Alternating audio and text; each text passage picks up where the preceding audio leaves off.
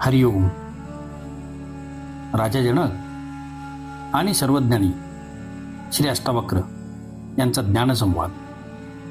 अष्टावक्र गीता अध्याय 18 श्लोक 27. नाना विचार सुशांतो धीरो विश्रांती मागतः न कल्पते न जानाति न ऋणोति न पश्यति. अनुवाद. सर्व विचारांच्या परिशीलनाने थकल्यावर जो धैर्यशील पुरुष शांती प्राप्त करतो तो कशाचीही कल्पना करत नाही. तो काहीही माहीत करून घेत नाही. तो काही ऐकत नसतो व काही पाहत नसतो. विवेचन. अज्ञानी माणूस जगातील भोग भोगतो. जेव्हा तो शरीर व इंद्रियांच्या भोगाने तृप्त होतो तेव्हा त्याला त्यात आनंद मिळत नाही व जेव्हा त्याला ते निरस वाटू लागतात तेव्हा संन्यास घेतो. वस्तुतः संन्यास हा संसारातील अनुभवांचे सार व अर्क आहे. त्याची निष्पत्ती आहे. तोच खरा संन्यास असतो.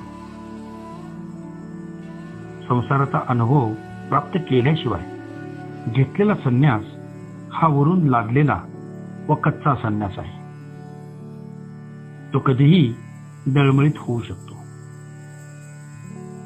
खरे तर संन्यास घेतला जात नसतो.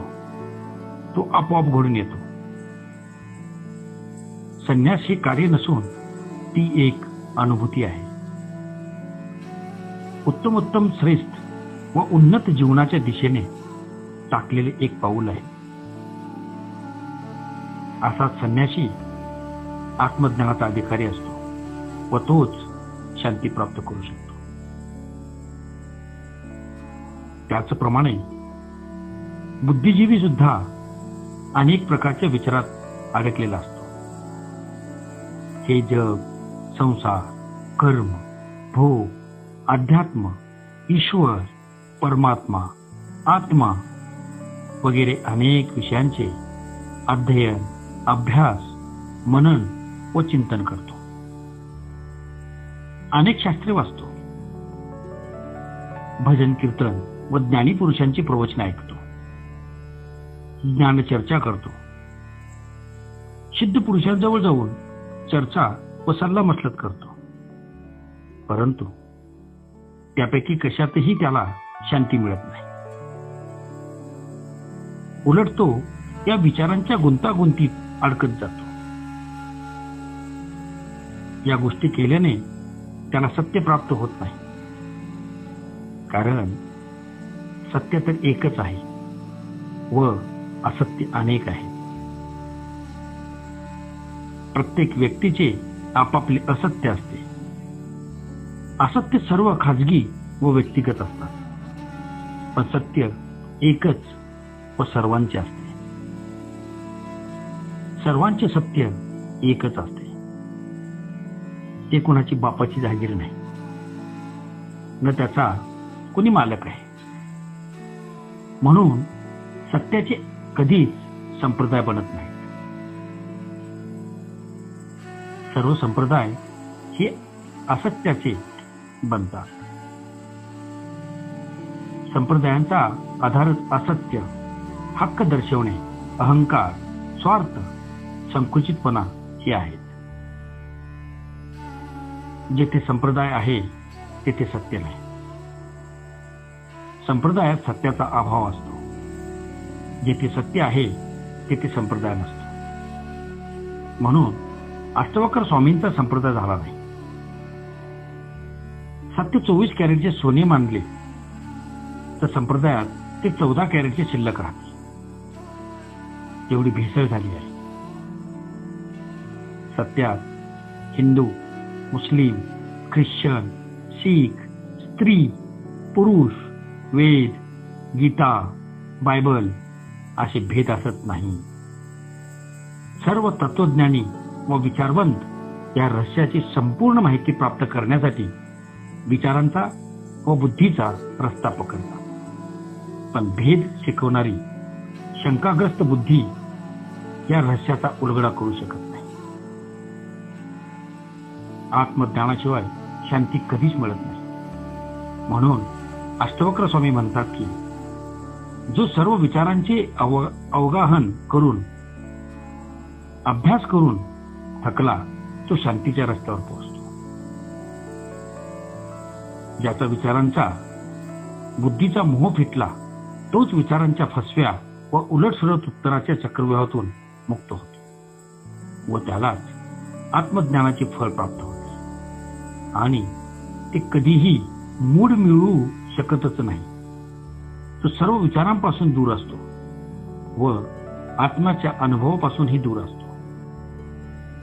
म्हणून ज्याने संसाराचा भोग घेतला आहे व ज्याने सर्व विचारांचा धुंडळा घेतला आहे त्यालाच आत्मज्ञान प्राप्त होते. ज्याने संसाराची ओळख करून घेतली नाही तो परमेश्वराला कसा काय जाणू शकेल. तो संसाराला सदैव दुःख समजून रडत राहिला तो परमात्म्याची प्राप्ती झाल्यावर सुद्धा आनंदित होऊ शकणार नाही. त्याला तर रडायचीच सवय लागलेली असते. म्हणून सर्व स्थितीत फक्त रडू शकतो, तक्रार करू शकतो. ज्ञानी पुरुष पूर्णतया शांत असतो. तो सर्व स्थितीत शांततेचा अनुभव घेतो. एकदा आत्मरूपात विलीन झाल्यावर ज्ञानी पुरुष अन्य कशाची कल्पना करत नाही. अन्य कशातही आपले मन रमवत नाही. न तो काही ऐकतो न तो काही पाहतो. तो फक्त आत्मा आणि आत्माच पाहतो. अध्याय 18 श्लोक 28. असमाधेर अविक्षेपान्न न मुमुक्षुर्न न चेतरः निश्चिन्त्य कल्पितं पश्येन ब्रह्मो वास्ति महाशयः. अनुवाद: महाज्ञानी पुरुष शंका, इच्छा विरहित व समाधीरहित असल्यामुळे मुमुक्षु वर्गातला नसतो. तसेच मुमुक्षु नसणाऱ्यापैकीही नसतो. सर्व संसार हा कल्पना असल्याचे खात्रीपूर्वक जाणून तो केवळ ब्रह्मस्वरूपात जाणतो आणि जगतो. विवेचन: चित्ताच्या चंचल वृत्तीमुळेच वेगवेगळ्या इच्छा, शंका, विक्षेप निर्माण होतात. हे विक्षेप अशांतीला जन्म देतात. या चित्तवृत्ती शांत करण्यासाठी उपासना व्रते केली जातात. ज्ञानप्राप्तीकरिता मुमुक्षु व्यक्ती चित्तवृत्ती शांत करण्यासाठी समाधीचा माध्यम म्हणून अवलंब करतात. परंतु ज्ञानी व्यक्तीच्या वृत्ती आधीच शांत झाल्यामुळे तो विक्षेपासून मुक्त असतो. त्याला समाधीची आवश्यकता नसते. असा ज्ञानी मुमुक्षु असणाऱ्यापैकी नसतो व मुमुक्षु नसणाऱ्यापैकीही नसतो. कारण जे प्राप्त करण्यासाठी साधना करावयाची ते तर त्याला आधीच प्राप्त झालेले असते. त्याच्यासाठी हे जग केवळ कल्पनामय असते. तो ब्रह्मस्वरूप होऊन जगतो. अध्याय 18 श्लोक 29. यस्यांतः शाद अहंकारो न करोति करोति सह निरंकार धीरेन न किंचिद कृतम कृतम. अनुवाद: ज्याच्या अंतःकरणात अहंकार आहे तो कर्म करीत नसला तरी कर्म करीत असतो व ज्याचे अंतःकरण अहंकार शून्य झाले आहे तो धैर्यशील पुरुष कर्म करून सुद्धा कर्म करीत नसतो. विवेचन: अहंकारच सर्व पापांची मूळ आहे. त्यामुळेच मनुष्य स्वतःला ईश्वरापेक्षा स्वतंत्र मानतो. त्यामुळेच त्याच्या कर्तेपणाचा, मी करतो अशा वृत्तीची भावना असते. कर्तेपणाच्या याच भावनेमुळे तो सर्व कर्मफलांचा भोक्ता व अधिकारी होतो. जर अहंकार नष्ट झाला तर माणूस कर्तेपणाच्या जबाबदारीतून मुक्त होतो. मग तो सर्व कार्यही ईश्वराचे समजून करेल व स्वतःला केवळ निमित्त मात्र समजेल. आत्मज्ञानीच असे मानतो की ही कर्मे शरीराद्वारे केली जातात. मी आत्मा आहे, शरीर नाही. म्हणून ही कर्मे करणारा मी नव्हे. तो त्या कर्मांचा भोक्ता सुद्धा नसतो. याउलट अज्ञानी माणूस कर्म करीत नसूनही कर्म करीत असतो.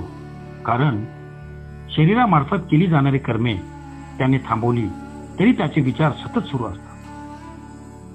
कार्ययोजना मनात जन्म घेत असते. सत व असत वृत्ती तर विद्यमान असतातच, पण अहंकार सुद्धा असल्यास हे विचार व भावनाच व्यक्तीला बंधनकारक होतात. कर्म करत नसल्याने त्या विचारांचा नाशही होत नाही. म्हणून 24 तास कर्मे न करणारा सुद्धा कर्म करीत असतो. म्हणून मुक्तीसाठी कर्माचा त्याग करण्याची गरज नसून कर्तेपण व अहंकार सोडण्याची गरज आहे. ओम शांती शांती शांती.